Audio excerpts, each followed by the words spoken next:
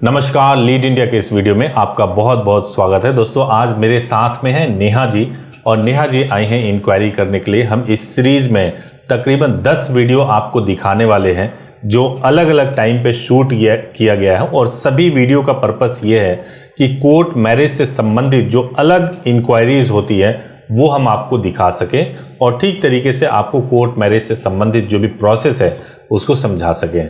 तो नेहा जी, आपका बहुत बहुत धन्यवाद कि आप इस वीडियो में आए हो और शूट करने के लिए तैयार हो। वीडियो शूट करने से आपको कोई दिक्कत तो नहीं है? नो सर, कोई दिक्कत नहीं है। ओके, तो बताइए क्या पूछना चाहते हैं? सर, मेरा डाउट ये है कोर्ट मैरिज को लेके। मैं लखनऊ से हूँ। ठीक है। हम लखनऊ से हैं और मैं ये जानना चाहती हूँ कि अगर मुझे कोर्ट मैरिज करनी है, ठीक है, और मेरे पार्टनर जो हैं वो दिल्ली के हैं, ठीक है, और हम लखनऊ से हैं, हाँ, मेरे लिए क्या सही रहेगा कि हम लखनऊ से कोर्ट मैरिज करें या दिल्ली से करें? फीस प्रोसेस में भी सर कुछ चीजें होती हैं हाँ, जो अलग होती हैं, सिनेरियो अलग होता है फीस प्रोसेस का। तो फीस को लेके भी कुछ डाउट्स रहते हैं और जगह को लेके भी डाउट्स रहते हैं। बिल्कुल सही सवाल है। देखिए, मैं आपको बताता हूँ। सबसे पहली बात तो ये कि अगर आप दिल्ली से शादी करना चाहते हो तो पहले आपके मैरिज को परफॉर्म कराएंगे और परफॉर्म करा के फिर मैरिज को रजिस्टर्ड करा देंगे। यही सेम प्रोसेस लखनऊ में भी है, यानी आपके मैरिज को आपके रिचुअल्स के हिसाब से परफॉर्म करा दिया जाएगा टेम्पल में या आर्य समाज में, और फिर उसको रजिस्टर्ड करा दिया जाएगा। क्लियर हो गया जी। दिल्ली में जब आप इस प्रोसेस को करते हो तो पहले दिन आपकी शादी होती है और second day, Monday, Wednesday, Friday, 3 दिन में किसी एक दिन आपका रजिस्ट्रेशन हो जाता है। यानी मंडे, वेंसडे, फ्राइडे से पहले वाले दिन पे आपकी शादी होगी और फिर इन दिनों में आपका रजिस्ट्रेशन हो जाएगा। क्लियर हो गया जी। तो दिल्ली में 2 डेज का प्रोसेस है, जबकि यही चीज आप गाजियाबाद से करोगे या फिर लखनऊ से अगर आप करोगे तो लखनऊ में आप सेम डे कर सकते हो। जी जी। लखनऊ में आपकी शादी के लिए जिस दिन आप आओगे उसी दिन आपकी शादी हो जाएगी और उसी दिन आपका रजिस्ट्रेशन भी हो जाएगा। गाजियाबाद में और जल्दी कर सकते हो, दिल्ली के पास में ही गाजियाबाद है, यहाँ पे और भी जल्दी कर सकते हो। लखनऊ में पूरा दिन लगेगा, गाजियाबाद में आप 4 घंटे में कर सकते हो। तो ये सब अलग अलग जगह का प्रोसीजर है, आपको डिसाइड करना है कि कहाँ से करना है। एक और आपने सवाल इसमें पूछा फीस को लेकर के कि फीस भी अलग अलग होता है। जी जी जी। दिल्ली में फीस थोड़ा ज्यादा है, उससे थोड़ा कम आपका लखनऊ में है और गाजियाबाद में उससे भी कम है। सबसे कम अगर फीस कहीं पर है तो वो गाजियाबाद में है और दिल्ली में थोड़ा ज्यादा है, लखनऊ में थोड़ा कम है। ठीक है। हाँ, मैं फीस यहाँ पे नहीं डिस्क्लोज कर सकता आपको, क्योंकि ये जो हम रिकॉर्डिंग कर रहे हैं इसमें क्लाइंट जब सवाल करेंगे तो उनको बताएंगे। कंफ्यूजन ना हो जाए क्लाइंट को, इसलिए नहीं डिस्क्लोज करना चाहता। सर, जैसे कि गाजियाबाद का है, हाँ, कि डॉक्यूमेंट्स को लेके थोड़ी क्लेरिफिकेशन करनी है कि जैसे कुछ डॉक्यूमेंट्स में ऐसा होता है कि हमारे पास जो डॉक्यूमेंट्स हैं उसमें हमारे पास आधार कार्ड है लेकिन पैन कार्ड हमने नहीं बनवाया। ठीक है। हाई स्कूल की मार्कशीट हमने हाई स्कूल भी नहीं किया, सिर्फ मेरे पास आधार कार्ड ही है। क्या इस बेस पर हम शादी परफॉर्म गाजियाबाद से या लखनऊ से कर सकते हैं? आपकी एज कितनी है अभी? सर, मेरी एज 25। तो 25 एज अगर आपकी है और आधार कार्ड पे पूरा डेट ऑफ बर्थ लिखा है तो कोई संभावना नहीं बनती कि आप नाबालिग हो, 18 साल से कम होगे, तो कोई संभावना चूंकि नहीं बनती है, इसलिए ये मैरिज हो सकता है गाजियाबाद से। लखनऊ में पूरे डॉक्यूमेंट्स चाहिए होंगे तभी हो पाएगा, दिल्ली में भी पूरे डॉक्यूमेंट्स चाहिए। पूरे डॉक्यूमेंट्स मतलब 2 डॉक्यूमेंट्स तो बेयर मिनिमम चाहिए। लेकिन गाजियाबाद में थोड़ा सा रिलैक्सेशन होता है, गाजियाबाद में आप केवल आधार कार्ड से भी कर सकते हो।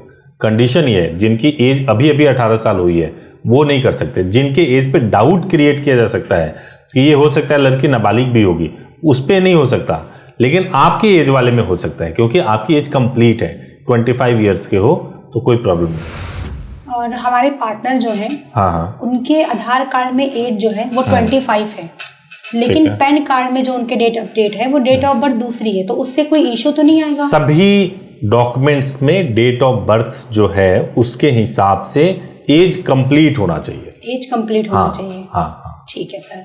मतलब ऐसा नहीं होना चाहिए किसी एक डॉक्यूमेंट पे आप नाबालिग अगर हो जाते हो ना, चाहे आप या आपके पार्टनर, फिर मुश्किल है। ठीक है। हाँ। और सर, प्रोटेक्शन का जानना था। हाँ। क्या होता है, अक्सर हम शादी करने आते हैं मैरिज के लिए, ठीक है। हाँ। तो घर वालों की तरफ से सपोर्ट नहीं होता। हाँ, ठीक है। एक पार्टी की तरफ सपोर्ट नहीं होता, कभी सेकंड पार्टी, कभी दोनों नहीं मानते। ठीक है जी, ठीक है। तो सर, उसके लिए क्या करना होगा? अगर हम लखनऊ से, तो क्या हमें पूरा सपोर्ट मिल सकता है? देखो, पहली बात तो ये है ना, सपोर्ट क्या है वो समझो। आपने मैरिज की बुकिंग करा ली, डर क्या है? डर ये है कि आप आओगे जी, और आपके घर वाले आपके होने वाले पति के घर जाएंगे, वहां मार पिटाई करेंगे, उनके पेरेंट्स को बुरा भला बोलेंगे। बेसिकली डर ये होता है। मेरे ख्याल से आपका भी डर यही होगा, है ना? सही कह रहा हूँ? जी जी। तो इसके लिए एक काम जो हम लोग करवाते हैं वो है कि पुलिस को सूचना भिजवाइए, इंटीमेशन लेटर भिजवाइए, न्यूज़पेपर पब्लिकेशन कराइए। उसके बाद जो दूसरी चीजें होती है कि अगर आपने शादी कर लिया, आपके पास डॉक्यूमेंट्स जेन्युइन है, सब कुछ ओके है, फिर भी अगर पुलिस परेशान कर रही है तो हमारे पास पूरा राइट है कि हम हाई कोर्ट जा सकते हैं, हाई कोर्ट से प्रोटेक्शन दिला सकते हैं। इसके अलावा आप जब कॉल करो तो आपको रिस्पॉन्ड करें, ये भी बहुत जरूरी है जी। कई लोग मैरिज करते तो हैं लेकिन बाद में बात ही नहीं हो सकती वकील साहब से, बाद में दिक्कत ही दिक्कत है। तो ये प्रॉब्लम है। हमारे साथ ऐसी कोई दिक्कत नहीं है कि आप अगर मुझे कॉल करोगे तो बाद में भी बात होगी, हमारी सर्विस टीम से बात कर सकते हो, मेरे से बात कर सकते हो। तो प्रोटेक्शन को लेकर के जो एहतियात बरतना है वो ये है कि इंटीमेशन और न्यूज़पेपर करा लें और उसके बाद से टाइमली मैरिज, मतलब पूरे प्लान्ड वे में मैरिज को करें, और जब जरूरत हो, अगर जरूरत हो तो हाई कोर्ट प्रोटेक्शन मिले। जी, तो आप कहना चाहते हैं सर अगर हम लखनऊ के हैं या कहीं के भी हों, हमें हाई कोर्ट से प्रोटेक्शन मिलेगा इंटीमेशन के थ्रू? इसको देखो, जब आप जाते हो हाई कोर्ट प्रोटेक्शन के लिए तो वहां पे कोर्ट ये कहती है कि आप पहले पुलिस के पास गए थे या नहीं गए थे। जी। हमें ये दिखाना पड़ता है कि हम पहले पुलिस के पास गए थे, पुलिस को सूचना दिया था, उसके बावजूद हमें परेशान किया जा रहा है। जी। तो इसलिए वो इंटीमेशन लेटर हाई कोर्ट में दिखाना पड़ता है। ठीक है ना? तभी हाई कोर्ट से प्रोटेक्शन मिलता है। आप लखनऊ के हो या ऑल इंडिया में कहीं के भी हो, उससे कोई फर्क नहीं पड़ता। आप कहीं के भी होगे, आपकी मैरिज हो सकती है, और मैरिज के बाद से आपको अगर हाई कोर्ट प्रोटेक्शन चाहिए तो हाई कोर्ट प्रोटेक्शन भी दिलाया जा सकता है। ठीक है सर। और हमारे फॉर्म के थ्रू ही दिलाया जा सकता है। सर एक सवाल और था। कुछ डॉक्यूमेंट्स को लेके। जैसे हम जब हेल्पलाइन नंबर पे कॉल करते हैं तो हमसे डॉक्यूमेंट्स मांगे जाते हैं कि वेरिफिकेशन करवा लीजिए, आपके डॉक्यूमेंट्स वेरीफाई हो जाए, बुकिंग करानी होती है। तो सर क्या डॉक्यूमेंट्स वेरिफिकेशन कराना सही है, क्या हम भेज सकते हैं? ये बहुत अच्छा आपने सवाल पूछा। देखिए क्या होता है, मैं आपको बताता हूँ। कई कपल ऐसे होते हैं जिनको अपने पार्टनर के एज के बारे में कोई क्लियरिटी होती ही नहीं। आमतौर से कपल में शादी की बात चल रही, चलो यार हम भाग के कोर्ट मैरिज कर लेंगे, ठीक है, लेकिन क्या उन्होंने अपने पार्टनर का डॉक्यूमेंट्स देखा है? नहीं देखा हुआ होता है, ठीक है। तो हम लोग ये एंश्योर करते हैं कि जब आप घर से बाहर निकलो तो आपका सब कुछ प्रॉपर होना चाहिए, कोई गड़बड़ नहीं चाहिए। तो उसके लिए हम ये कहते हैं कि भाई आप एक काम करो, आप अपने डॉक्यूमेंट्स को शेयर करो ताकि हम वेरीफाई कर लें कि वो डॉक्यूमेंट आपके जेन्युइन है या नहीं जेन्युइन है, मतलब शादी के लिए जेन्युइन है या नहीं जेन्युइन है। अब इसमें यह है कि कोई भी ऐसा कारण नहीं है, डॉक्यूमेंट पूरी तरह से हमारे पास सेफ होता है और वेरिफिकेशन कराना चाहिए। उसको कहीं भी रिवील नहीं किया जाता है, कहीं भी उस डॉक्यूमेंट को लेकर के किसी से बात नहीं की जाती है, पूरी प्राइवेसी बरती जाती है। लेकिन फिर भी अगर कपल को लगे कि वो कंफर्टेबल नहीं है तो डॉक्यूमेंट भेजने के टाइम में ऐसा कर सकते हैं कि केवल एक डॉक्यूमेंट भेजें, अपना डॉक्यूमेंट, मेल पर्सन भेज दें, अपना डॉक्यूमेंट भेज दें। उसमें भी कंफर्टेबल अगर वो नहीं हो पा रहे हैं तो केवल डिटेल लिख करके भेज दें, तो भी काम चल जाएगा। डिटेल लिख के भेज देने से भी चेक कर लेंगे, जिसमें डेट ऑफ बर्थ लिख के भेजें, अपना नाम लिख के भेजें और लोकेशन लिख करके भेजें, जो आधार पे लिखा हुआ हो, कंप्लीट डेट ऑफ बर्थ, तो उससे भी चेक किया जा सकता है ना। अब सवाल ये है कि चेक कैसे होता है। कुछ हमारे पास ऑनलाइन के टूल्स होते हैं, कुछ ऐसी चीजें होती हैं जिसमें डिटेल डालते हैं तो चेक हो जाता है, कोई उसमें दिक्कत वाली बात नहीं है जी। हाँ सर, जैसे अगर हम डॉक्यूमेंट्स व्हाट्सएप पे ना भेजना चाहें, हम ईमेल के थ्रू भेजना चाहें तो क्या भेज सकते हैं? हाँ, क्यों नहीं, care@leadindia.law पर आप ईमेल कर दीजिए, कोई दिक्कत नहीं। ठीक है, ओके सर। सर एक सवाल और था। हाँ बिल्कुल। जैसे जो हमारे पार्टनर हैं, ठीक है, उनकी फैमिली वाले थोड़ा बहुत एग्री हैं, ठीक है, वो चाहते हैं कि मेरी शादी हो जाए मेरे पार्टनर के साथ, लेकिन जो मेरे घर वाले हैं वो नहीं चाहते कि हम अपने पार्टनर से शादी करें, ठीक है। तो क्या ऐसा हो सकता है इस सिनेरियो में कि हम इंटीमेशन लेटर ना बनवाएं, ठीक है, और हम डायरेक्ट कोर्ट मैरिज कर लें तो जो कोर्ट मैरिज का सर्टिफिकेट है उसके थ्रू हम लीगल तरीके से साबित नहीं कर सकते कि हम अब हस्बैंड वाइफ हो गए हैं? बिल्कुल साबित कर सकते हो। देखो क्या होगा कि आपके पास सर्टिफिकेट तो है, आपने बिल्कुल मैरिज किया हुआ है, लेकिन पुलिस ये बोले कि मेरे पास कोई सूचना नहीं है कि आपने मैरिज किया हुआ है। तो आपके पेरेंट्स जब कंप्लेंट कराने जाएंगे, एफआईआर करवाने के लिए जाएंगे, तो उनके स्टेटमेंट के बेसिस पे वो एफआईआर लिख लेंगे। जी, आप समझ रहे हो? एफआईआर लिख लेंगे तो उसमें आपके हस्बैंड को अरेस्ट किया जा सकता है जी। आपके होने वाली जो ससुराल है उसको परेशान किया जा सकता है जी।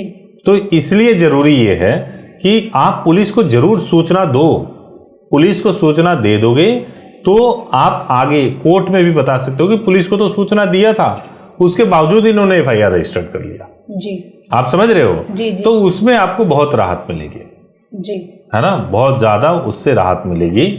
तो मैं कुछ एक आध आपसे सवाल पूछना चाहता हूँ। आप मुझे ये बताइए कि आप अकेले क्यों आए हो यहाँ पे, मतलब लखनऊ से यहाँ पे इंक्वायरी करने के लिए? सर हमारे पार्टनर के पास इतना समय नहीं था इस चीज को देने के लिए, टाइम नहीं था, तो हमें शादी जल्दी ही करनी थी। ठीक है, तो इसलिए मैं चाहती थी कि एक बार इंफॉर्मेशन ले लें, अच्छे से बात कर लें इस पे सामने से, फेस टू फेस, ताकि हम कोई डिसीजन पे पहुंचे कि आगे क्या करना है। तो आपने क्या वीडियो देखा था मेरा या कैसे पता चला था? मैंने लीड इंडिया का वीडियो देखा था यूट्यूब पे आपका। ठीक है, तो मुझे बहुत अच्छा लगा। मुझे लगा कि यहाँ से शादी करानी चाहिए और एक बार सामने से बात हो जाएगी, डाउट्स क्लियर हो जाएंगे, तो मैं कंफर्टेबल हो जाएंगे कि शादी करने के लिए कि ठीक है चलो करते हैं। तो जब आप वीडियो देख रहे थे यूट्यूब पे तो और भी कई लोगों के वीडियोस होंगे ना? हाँ। तो वहां नहीं गए इंक्वायरी करने के लिए?